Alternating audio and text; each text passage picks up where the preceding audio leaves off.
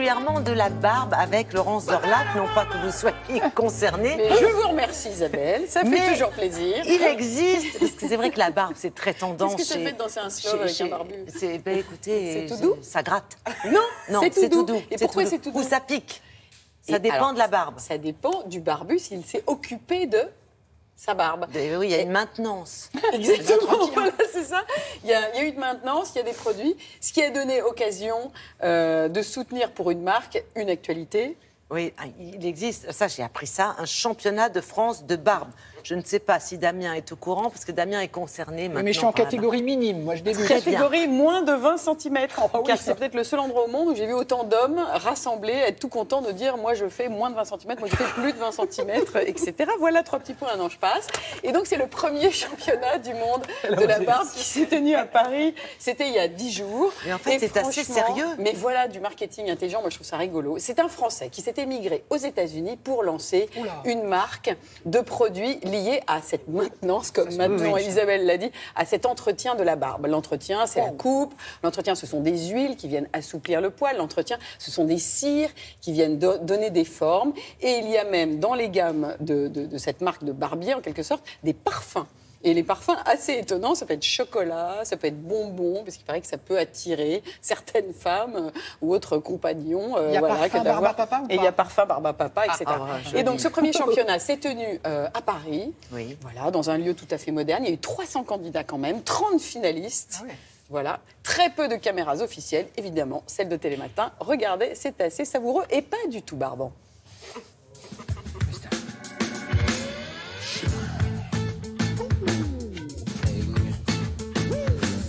Le championnat de France de la barbe vient directement de la sous-culture de la barbe qui est très développée aux États-Unis, en Allemagne, en Angleterre, où vous n'allez pas trouver une ville de moins de 20 000 habitants qui va pas avoir son club de barbe. Ces clubs de barbe vont se rencontrer une fois par mois, vont décider de mettre en place des soirées, des championnats qui vont permettre de lever de l'argent pour des organisations caritatives. Nous avons réduit le nombre de catégories à 5 catégories. La barbe de moins de 20 cm, la barbe de plus de 20 cm, la barbe Verdi, du nom du compositeur italien Giuseppe Verdi, avec une moustache travaillée et une barbe en pointe. La barbe Garibaldi, avec une moustache légèrement taillée et une barbe inférieure à 10 cm et plus épaisse. Et enfin, le freestyle, où on est libre de faire ce qu'on veut avec sa barbe. Moi, ma barbe, ça serait un mélange de Garibaldi et de Verdi. Cette vague est un modeste hommage à l'œuvre de Louis de Funès dans Hibernatus.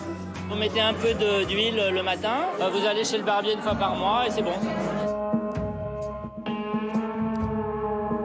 Des produits de barbe, ça commence tout d'abord par un bon peigne, une belle brosse, si possible en poil de sanglier.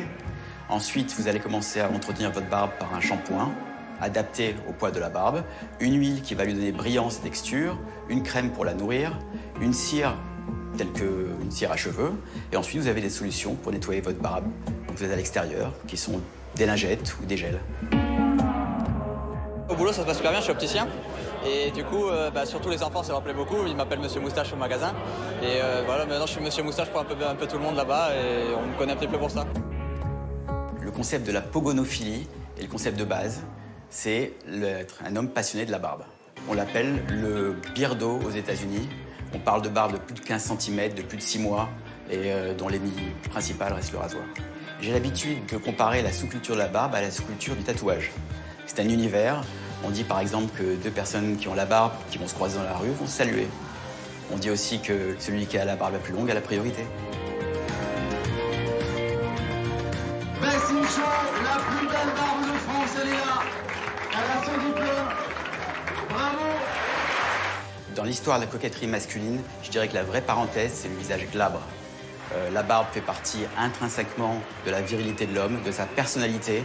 Et je pense qu'aujourd'hui, la seule vraie raison pour un barbu de rayer sa barbe, c'est soit son conjoint, soit sa conjointe, qui va lui dire « c'est ta barbe ou c'est moi ». Donc c'est une vraie tendance installée. Je suppose que c'est pour ça qu'il y a des produits qui se développent. Les c'est produits du marketing. qui se développent, il y a des métiers, il y a des filières aussi Oui. à observer, parce que vous avez des coiffeurs barbiers qui, en 2013 encore, il y a 4 ans, coupaient sur tous les cheveux et rasaient. C'était 70%, 30%. Le rapport, maintenant, on est à 55-45. C'est la taille de la barbe qui remonte dans l'offre business, en quelque sorte. Donc ça pourrait peut-être susciter des vocations. Il y a les produits afférents, parce que toutes ces cires, toutes ces huiles, elles sont quand même étudiées pour travailler cette kératine, ce poil, et trouver le bon sens du Particulier, poil. oui, Donc, bien sûr. Donc quand on est un homme élégant, mais pas négligé, on peut s'y intéresser. Et on entretient sa barbe. Voilà qui est dit. Merci beaucoup.